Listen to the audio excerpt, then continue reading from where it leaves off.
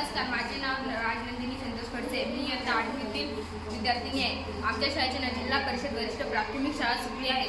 मी तुम्हाला आज प्रदूषणावर एक थोडीशी माहिती सांगणार आहे, ती तुम्ही ऐकावी. म्हणजे आपल्या भारतातील सर्वात मोठी समस्या म्हणजे जलप्रदूषण. आम्ही जलप्रदूषण थांबवलं पाहिजे यावर थोडीशी कल्पना सुचवून एक प्रयोग केला आणि ते आमच्या गावकऱ्यांसाठी खूप चांगला ठरला. तर ते मी तुम्हाला सांगते.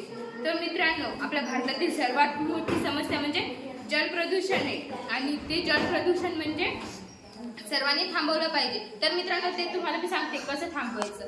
आम्हाला पण अशीच जलप्रदूषणाची खूप अडचण येत होती. म्हणून म्हणजे ते रोडवर साचलेलं पाणी, गटार, त्याच्यावर डास वगैरे साचत होते आणि त्या डासामुळे आमच्या घरातील लोक बिमार पडत होते, त्यांना रोग होत होते. आमचं गावाला खूप रोग होत होते. रोगामुळे आपलं शरीर हानिकारक असते. म्हणून आम्ही नाही का पाण्याची योग्य ती विल्हेवाट लावायचा प्रयत्न केला आणि ते तुम्हाला मी सांगते.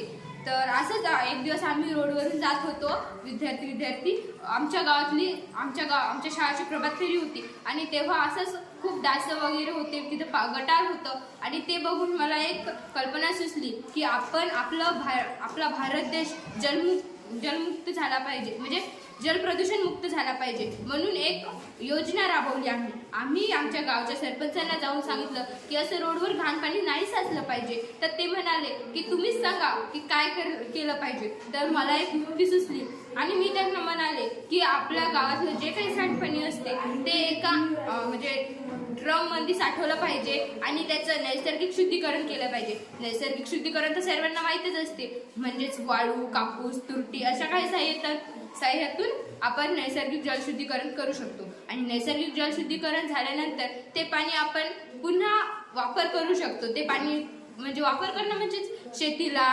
घरातल्या कामाला, असं छोट्या कामाला आपण ते वापरू शकतो आणि यामुळेच आपलं भारत जलप्रदूषण मुक्त भारत होईल. धन्यवाद. थँक्यू.